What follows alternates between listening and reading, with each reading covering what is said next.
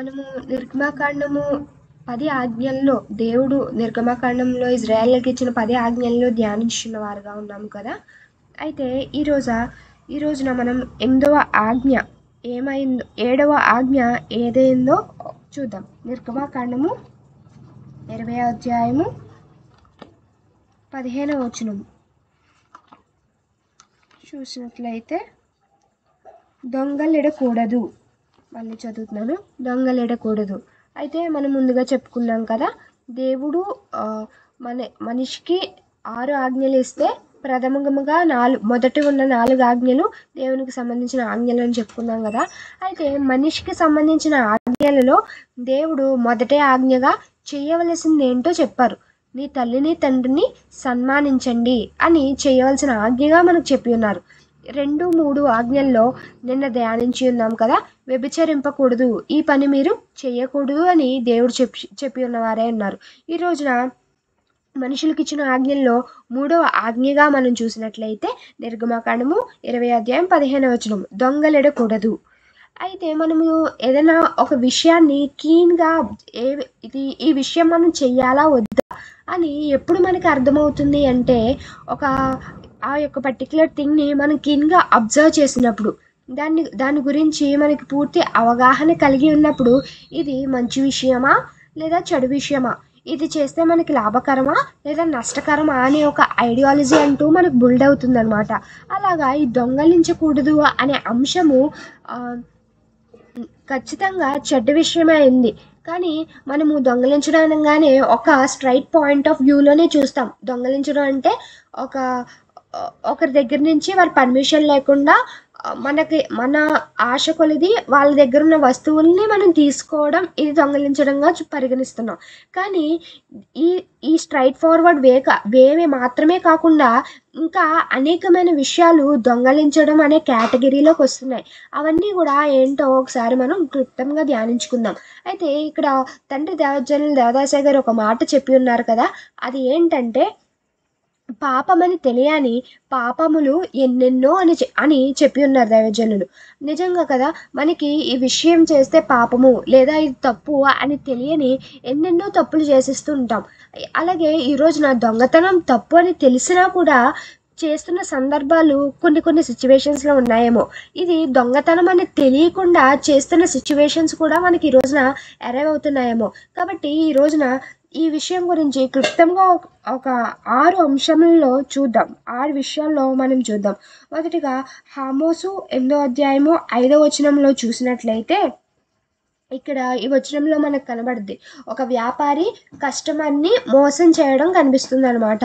ఇది మనం అనుకోవచ్చు, వ్యాపారం చేస్తున్నాను కదా, మనకి లాభం రావాలి కదా, ప్రతిదీ నేను కొనిన దానికి ఇచ్చేస్తే ఏ విధంగా నేను లాభం పొందగలను అన్న ఇదితో కస్టమర్ వ్యాపారం చేస్తున్న బిజినెస్ మ్యాన్ మెంటాలిటీ ఉంటుందేమో. కానీ మోసం చేసి సంపాదించేది కూడా ఏ కేటగిరీలోకి వస్తుందంట? దొంగతనంలోనికే వస్తుందంట.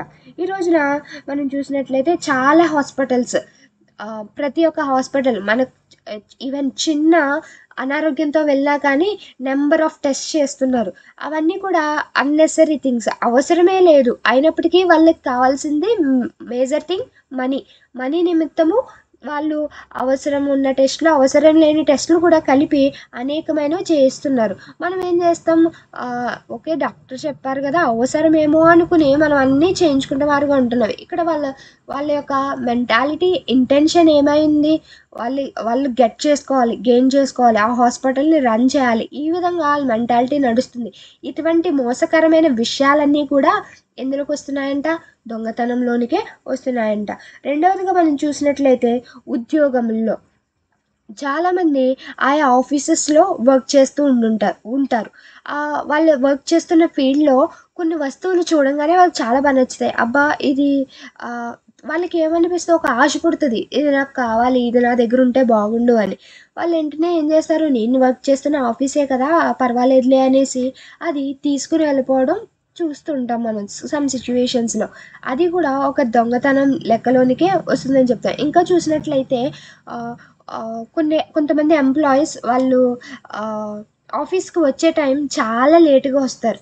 కానీ వెళ్ళే టైంలో చూసినట్లయితే వెంటనే వాళ్ళకి 5 o'clockకి వెళ్ళిపోవాలి అంటే 4:45 నుంచే ఏ వర్క్ చేయకుండా వెళ్ళిపోవడానికి సిద్ధపడుతున్న వారు వెంట ఈ విషయంలో కూడా అది దొంగతనం కేటగిరీలోకి వస్తుందని మనం తెలుసుకోవాలి. మూడవదిగా మనం చూసినట్లయితే కూలి పనులు అంటే డైలీ వేజ్ వర్కర్స్ ఉంటారు కదా. డైలీ వేజ్ వర్కర్స్ వాళ్ళకి ఒక ఆధారం అంటూ లేక వాళ్ళకి ఏ రోజు దొరికిన పని ఆ రోజు చేసుకుంటూ కుటుంబాన్ని పోషించుకునే వారే ఉంటారు. కానీ వాళ్ళకున్న అఫీషియల్స్ ఏదైతే జీతాలు ఇచ్చే వాళ్ళు ఉంటారో వాళ్ళు చెప్పే సాకులు ఎలాగుంటాయంటే ఈరోజు నా దగ్గర మనీ లేదు, రేపు ఇస్తాను లేదా ఎల్లుండి ఇస్తాను, డబ్బులు ఉన్నప్పుడు కనిపించి అప్పుడు ఇచ్చేస్తానంటారు. తీరా తిరుగుతూ ఉన్నప్పుడు కనిపించినా అందులో సగం కొరత, మళ్ళీ కొంచెం కట్ చేసి ఇదే ఉండే దీంతో అడ్జస్ట్ అవ్వని చెప్తుంటారు. అది కూడా ఒక విధమైన దొంగతనంలోనికే వస్తుందని ఈరోజు మనం చూడొచ్చు. బైబిల్ గ్రంథం సెలవిస్తుంది కదా, ఏనాటి కూలి ఆనాడే ఇవ్వాలని స్ట్రిక్ట్గా బైబిల్ గ్రంథం సెలవిస్తుంది. కొన్ని జాబ్స్లో కూడా వాళ్ళు నెలంతా వర్క్ చేస్తారు, వాళ్ళకి వచ్చే శాలరీ ఓకే ఫస్ట్ వచ్చింది శాలరీ పడుతుంది అని ఒక చీర్ఫుల్ మూమెంట్లో ఉండగా శాలరీ అనేది పడడానికి చాలా చాలా డిలే అయిపోతూ వస్తుంది. కానీ ఎప్పటికైనా సరే ఆ మేనేజ్మెంట్ అనే వాళ్ళు ఆ శాలరీ రిలీజ్ చేయాలి కదా ఖచ్చితంగా. అది డిలే చేయడం వల్ల ఏమవుతుంది, ఇక్కడున్న వర్కర్స్ అందరూ కూడా ఆ యొక్క కంపెనీని బట్టి ఎంతో నిరుత్సాహం పొందుతున్నారు. ఒక విశ్వాసాన్ని అనేది, ఒక హోప్ అనేది ఆ కంపెనీ మీద పోగొట్టుకుంటున్నారు అనమాట. ఎందుకు జాయిన్ అవ్వాను, ఎందుకు ఇలాంటి నెగిటివ్ థాట్స్ అన్నీ కూడా వాళ్ళు లేగుతున్నాయంటే ఇది కూడా ఒక దొంగతనం కేటగిరీలోకి వస్తుందని ఈరోజు మనం తెలుసుకుందాం. ఐదవదిగా చూసినట్లయితే ప్రభుత్వానికి చెల్లించాల్సిన పన్నులు. కొంతమంది చాలా కొంచెం బిజినెస్ మ్యాన్స్ కానివ్వండి, కొంచెం లేదా వేరే వర్క్ ఫీల్డ్స్లో ఉన్న వాళ్ళకి వచ్చిన సంపదను బట్టి గవర్నమెంట్కి సమ్ ట్యాక్స్ అంటూ పే చేయాల్సిన వారుగా వారు ఉన్నారు. అయినప్పటికీ వారు ట్యాక్స్ పే చేయాల్సి వస్తుందని కొన్ని రాంగ్ ప్రూఫ్ డాక్యుమెంట్స్ అన్నీ ప్రిపేర్ చేసుకుని ఇటువంటి దొంగతన ట్యాక్స్ అనేవి పే చేయకుండా ఉండడం సందర్భాలు మనం చూస్తున్నాం. ఇది కూడా ఒక దొంగతనం కేటగిరీలోనికే వస్తుందని మనం తెలుసుకోవాలి. ఆరవదిగా చూసినట్లయితే మలాకి 3 అధ్యాయం 8వ వచనంలో దేవునికి ఇచ్చేది దేవునికి ఇచ్చేయాలి. దేవుడు అన్నారు కదా, నీవు సంపాదించిన దాంట్లో ఒక్క భాగం మాత్రమే నాకు ఇవ్వు, మరలా తిరిగి 10 భాగాలు నీకు ఇస్తాను. నీవు నాకు ఇవ్వాల్సిన దాంట్లో ఇవ్వకుండా ఉంటే అది కూడా ఒక దొంగలించడం కేటగిరీలోనికే వస్తుందని దేవుడు చెప్తున్నారు. ఈ రోజున మనం చూసాం దొంగతనం అనేవి డైరెక్ట్గా ఒక బ్యాంక్ రాబరీ చేసేస్తేనే దొంగతనం కాదు, లేదా ఒకరి ఇంట్లోకి చొరబడి వారికి ఉన్న సంపాదన అంతా దొంగలిస్తేనే దొంగతనం కాదు. మనం చెప్పుకున్న ఈ 6 విధాల్లో ఏదైనా కానీ ఒకరిని మోసం చేసినా, మన ఉద్యోగంలో చేయవలసిన పని చేయకుండా తప్పించుకుంటూ తిరుగుతున్నా అది దొంగతనమే. మనం ఏనాటి కూలి ఆనాడు ఇవ్వకపోయినా అది దొంగతనమే. చెల్లించవలసిన లోన్స్ మనం చెల్లించకపోయినా అది దొంగతనమే. ఇవ్వవలసిన అప్పులు తిరిగి ఇవ్వకపోయినా అది దొంగతనమే. ప్రభుత్వానికి చెల్లించాల్సిన ట్యాక్స్ మనం చెల్లించకపోయినా దొంగతనమే. అలాగే దేవునికి ఇవ్వవలసింది మనం దేవునికి ఇవ్వకపోయినా అది దొంగతనంలోనికే వస్తుందని తెలుసుకుంటున్నాం. అయితే తండ్రి దైవజనులు దేవదాస గారు ఒక మాట అన్నారు కదా, ఏమిటంటే అది రాకడ వచ్చే సమయంలోపు మనకి ఒక అగ్గిపుల్ల కూడా అప్పు ఉండకూడదంటే ఎవరి దగ్గర. మనము ఇరుగు పొరుగు మన నైబర్ హౌసెస్లో జనరల్గా ఏదైనా మన ఇంట్లో కొరతుంటే పక్కింటికి వెళ్ళి ఇది ఇవ్వండి మాకు, నెక్స్ట్ టైం మీకు తిరిగి ఇచ్చేస్తామని ఈ విధంగా ఒక రిలేషన్షిప్ కలిగి ఉంటాం. అటువంటి సందర్భంలో ఒక అగ్గిపుల్ల మన ఇంటి పక్క వాళ్ళ దగ్గర నుంచి తీసుకున్నా కానీ రాకడ వచ్చే సమయానికి ఆ అప్పు కూడా మన దగ్గర ఉండకూడదంట. ఈ విధంగా ఇంత జెన్యూన్ అండ్ హానెస్ట్గా ఉండాలని మనకి దైవభక్తులైన వారు సెలవిచ్చిన వారే ఉన్నారు. అయితే అందరూ చేస్తున్నారు కదా దొంగతనం, మోసం అనేది నౌడేస్లో ప్రతి చోట జరుగుతుంది కదా, మనం ఎందుకు చేయకూడదు అన్న ఆలోచన మనకు వచ్చినట్లయితే మనం దేవుని యొక్క బిడ్డలుగా ఎలా అవుతాం చెప్పండి. దేవుడు మనము ఎందుకు నిజాయితీగా ఉండాలని ఈ రోజున 2 మాటల ద్వారా మనతో చెప్పబోతున్నారు. మొదటిగా మనము ఎందుకు నిజాయితీగా ఉండాలి అంటే దేవుడు మనల్ని నిత్యము చూస్తున్నారు కాబట్టి. నిత్యము ఆయన మనల్ని కనిపెడుతున్నారు కాబట్టి మనము ఏ విధమైన దొంగతనము చేయకూడదు. ఇప్పుడు ఒక ఎగ్జాంపుల్ మనం చూసినట్లయితే ఒక బస్ స్టాండ్‌లో ఇద్దరు ప్యాసింజర్స్ నుంచున్నారంట. ఒక ప్యాసింజర్ పాకెట్‌లో నుంచి ఒక హ్మ్. ప పర్స్ కింద పడిపోయింది. వేరే అతను చూసి వెంటనే ఎవరు లేరు కదా అనేసి ఆ పర్స్ తీసుకొని కొంచెం దూరంగా వెళ్ళిపోయారంట. కొంచెం దూరం వెళ్ళేసరికి అక్కడ ఒక సీసీ కెమెరా కనబడిందంట. సీసీ కెమెరాలో ఏమైతుంది? మొత్తం రికార్డ్ అయితది. ఒకవేళ ఆ పోగొట్టుకున్న పర్సన్ బట్టి కంప్లెయింట్ చేస్తే ఖచ్చితంగా ఇతను సీసీ కెమెరాలో రికార్డ్ అయింది కాబట్టి అతను దొరికిపోతారు. అతను ఏం ఏం వ ఏమైంది అతనికి? భయం పుట్టింది. ఒకవేళ నేను ఇప్పుడు ఇతనికి తెలియకుండా ఈ పర్స్ తీసుకెళ్ళినా నెక్స్ట్ సీసీ కెమెరాలో చూస్తే తర్వాత దొరికిపోతానన్న ఒక భయం అతనిలో కలిగింది. ఈ రోజున మనము ఎవరికైనా ఏదన్నా తెలియకుండా లేదా మోసం చేస్తూ ఎవరిదైనా దొంగిలిస్తున్నామా అంటే ఖచ్చితంగా మనల్ని దేవుడు చూస్తున్నారు. ఎవ్రీ సెకండ్ ఆయన మనల్ని మానిటర్ చేస్తున్నారు అని ఒక భయం కలిగి ఉండాలి. కలిగి ఉన్నప్పుడు మనము ఆయన యందు నిజాయితీగా జీవించగలము. రెండవదిగా మనం చూసినట్లయితే మనము ఈ లోకంలో ఏది విత్తుతామో అదే కోస్తామని మనం ముమ్మారు ఈ మాటను జ్ఞాపకం చేసుకున్న వారుగా ఉన్నాము. మనం ఈ లోకంలో ఎదుటివారి వస్తువులను దొంగలిస్తున్నామా అంటే మన వస్తువులు కూడా దొంగలింపబడతాయని ఖచ్చితంగా గుర్తించుకోవాలి. ఈ రోజున మనం ఒకరిని మోసం చేస్తున్నామా అంటే ఖచ్చితంగా మనం కూడా మోసపోయే సందర్భం మన మన ఈ భూలోకంలో ఉన్నప్పుడే ఆ యొక్క సిచ్యువేషన్‌ని మనం చూస్తామనమాట. ఇప్పుడు ఈ రోజుల్లో చాలామంది ఒక చైల్డ్‌ని ఒకలాగా, ఇంకొక చైల్డ్‌ని ఒకలాగా చూస్తారు. లేదా వాళ్ళ యొక్క ఫైనాన్షియల్ స్టేటస్‌ని బట్టి కానీ, వాళ్ళు ఆ పెద్ద కుమారుడు తను ఎక్కువ కేర్ తీసుకుంటూ చూస్తున్నారని, చిన్న కుమారుడు పట్టించుకోవట్లేదని, ఈ విధమైన ఆహ్, ఒక విధమైన పార్షియాలిటీ చూపిస్తూ ఉంటారు. కానీ అది ఎంత మాత్రము సరైనది కాదు. ఎలా అంటే ఇద్దరిని సమానంగా దేవుడిచ్చినప్పుడు ఇద్దరిని ఒకే రీతిగా ప్రేమించాలి. అలా కాకుండా నీవు ఒకరినొకలాగా చూస్తున్నావంటే ఒకానొక సిట్యుయేషన్‌లో నీవు నీ యొక్క జెన్యూనిటీని కోల్పోతాము అనే విషయాన్ని మనమందరం గ్రహించువారుగా ఉండాలి.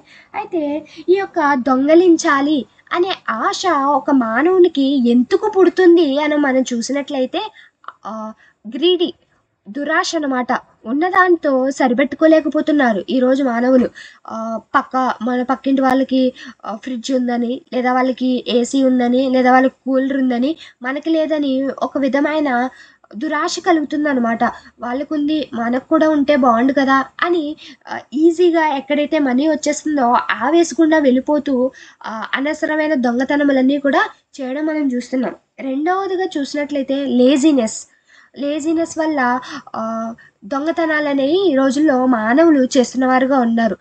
తనకున్న త ఒక రోజు ఏదైనా దొంగిలించి ఒక నెలంతా కూడా తను కూర్చొని తిందాము అన్న ఈ విధమైన మెంటాలిటీ కలిగి ఉండడం వల్ల దొంగతనాలనేవి మానవులు ఆలోచిస్తున్నారు. మూడవదిగా మనం చూసినట్లయితే గర్వం.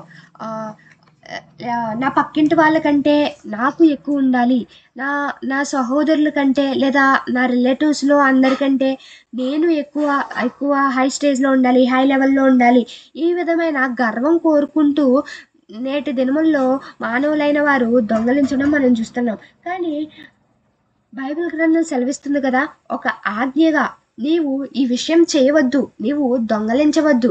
అది ఏదైనా సరే, అది చిన్న వస్తువైనా సరే నువ్వు వెంటనే తిరిగిచ్చేయాలి ఇతరులకి. బైబిల్ గ్రంథం సెలవిచ్చింది కదా మనకి. ఏదైనా నీవు ఒక వస్తువుని నీ పరుల దగ్గర నుంచి, నీ ఇతరుల దగ్గర నుంచి నువ్వు అరువు తెచ్చుకుంటే సూర్యాస్తమ సమయంలోపు దాన్ని వాళ్ళకి అప్పచెప్పు. దాన్ని నువ్వు నీ వస్తువు కంటే ఎక్కువ భద్రంగా చెయ్యి. నీ వస్తువు కంటే ఎక్కువ టేక్ కేర్ చేసి వాళ్ళు ఎలా అయితే వస్తువు ఇచ్చారో అలాగా ఇన్ టైంలో వారికి సరెండర్ చెయ్యి అని బైబిల్ గ్రంథం సెలవిచ్చడం చూస్తున్నాం. ఈ రోజున దొంగలించిన వారు లేదా దురాశ కలిగిన వారు ఈ లోకంలో ఉన్న ధన సంపదనంతటిని వాళ్ళు గ్యాదర్ చేసుకోవచ్చు కానీ వాళ్ళు ఒక విషయంలో మాత్రం విఫలమవుతున్నారని వాళ్ళు తెలుసుకోలేకపోతున్నారు. ఆ విషయం ఏంటంటే వాళ్ళ ఆత్మను వాళ్ళు కోల్పోతున్నారని గ్రహించలేకపోతున్నారు. దేవుడు ఈరోజు మనతో మాట్లాడుతున్నారు కదా! నీవు దొంగలింపవద్దు. నీవు దొంగలించడం వల్ల నీ ఆత్మను నీవు కోల్పోతున్నావు. నీ యొక్క విశ్వాసాన్ని, నాతో సహవాసాన్ని లేదా నేను నిన్ను చూస్తున్నానన్న విషయాన్ని నువ్వు మరుస్తూ పాపపు ఊబిలో పడిపోతున్నావు కనుక ఈ విషయంలోనికి నీవు వెళ్ళవద్దు అని దేవుడు మనతో ఈరోజు మాట్లాడి ఉండగా అట్టివారుగా మనందరం ఉండే కృప దేవాతి దేవుడు మనందరికీ అనుగ్రహించును గాక. ఆమేన్.